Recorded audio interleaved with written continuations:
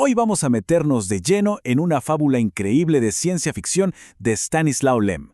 Ojo, que esta no es una historia de carne y hueso, sino de circuitos y acero. Es una historia sobre una lógica implacable y sobre un defecto fatal que nos enseña algo que sigue siendo cierto hoy en día. La fuerza bruta casi nunca puede competir con una mente astuta. Y esta es la pregunta que de verdad mueve toda la historia. La paradoja que lo impulsa todo. Vamos a explorar esta idea a través de una batalla que se libra nada más y nada menos que en el rincón más helado del cosmos. Bueno, nuestra historia comienza en un planeta lejanísimo y congelado llamado Crionia, un mundo de una belleza tan cristalina como mortal es su peligro. A ver, tratemos de imaginar un mundo donde absolutamente todo está hecho de hielo. Los criónidas vivían en una especie de noche eterna e iluminaban sus ciudades con la luz esmeralda y plateada de las auroras. Y sus joyas, bueno, estaban hechas de argón, criptón y xenón congelados, o sea, brillaban como si fueran nebulosas atrapadas en cristal. Era inevitable que atrajeran la codicia de todo el universo. Y claro, como era de esperar, la riqueza de Crionia atrajo a un montón de aventureros, pero el propio planeta resultó ser su guardián más formidable, y los primeros en desafiarlo aprendieron esta lección de la peor manera. Los destinos de los dos primeros guerreros son rápidos y bastante irónicos. Cupricio, el de cobre, literalmente se derritió su propio camino hacia una tumba de hielo, y Ferricio, el de hierro, se enfrió tanto que sus articulaciones se solidificaron y quedó convertido en una estatua, ahí, una montaña blanca en medio de Crionia. El mensaje era clarísimo, el frío era el arma definitiva. Pero entonces, llegó un tercer guerrero, uno que a diferencia de los otros, sí aprendió de los errores de sus predecesores.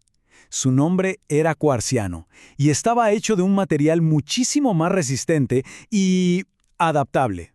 Cuarciano era otra cosa, totalmente diferente. Estaba hecho de cuarzo puro, así que no tenía miedo de que el frío le paralizara los mecanismos porque sencillamente no los tenía. Podía mantenerse tan frío como el mismo planeta, lo que lo hacía inmune a la debilidad que derrotó a los demás. Parecía invencible. Pero aquí viene el giro fascinante de la historia.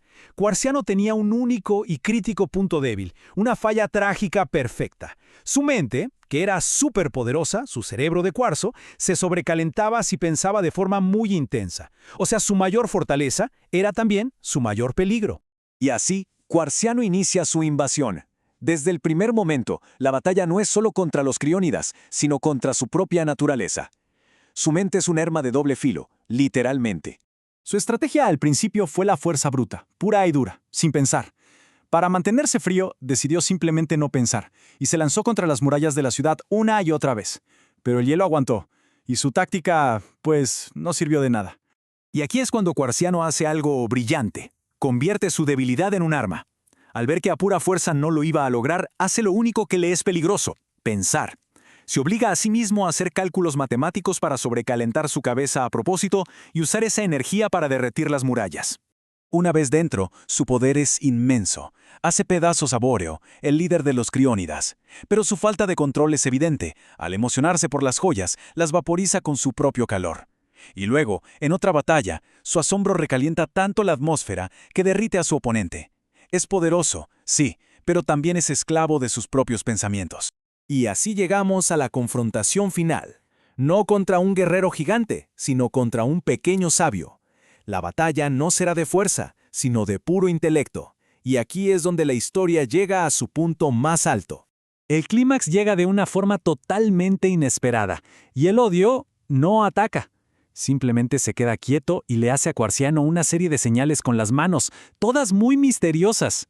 Y Cuarciano, en lugar de ignorarlo, se obsesiona. ¿Qué pueden significar esos gestos? Yeyodio lo provocó para que hiciera lo único que era fatal para él, pensar frenéticamente. Mientras Cuarciano trataba de descifrar el acertijo, su cerebro de cuarzo se sobrecalentó a niveles críticos. El hielo bajo sus pies se derritió, abriendo un abismo que se lo tragó para siempre. Su propia mente fue su perdición. Y así termina la batalla. Pero queda una pregunta. ¿Qué significaban realmente esas señales que derrotaron al poderoso guerrero? La respuesta nos revela la verdadera sabiduría del hielo. La verdad era dolorosamente simple. Los dos dedos representaban a los dos combatientes. Un dedo significaba que solo uno sobreviviría. Y el círculo era una advertencia directa de su destino. Era un mensaje tan claro y lógico que la mente supuestamente superior de Cuarciano fue incapaz de comprenderlo.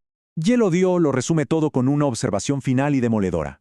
Un ser de verdad inteligente se habría preguntado, ¿para qué quiero joyas de gas congelado que se evaporan con el más mínimo calor? Y en esa pregunta está la lección. La verdadera inteligencia no es solo poder de cálculo, sino comprensión, sabiduría y propósito. Y así, la fábula nos deja con este pensamiento.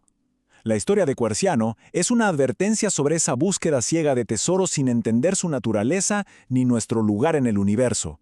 Es una lección sobre cómo la mayor de las fortalezas, si no va acompañada de sabiduría, puede convertirse en nuestra propia ruina.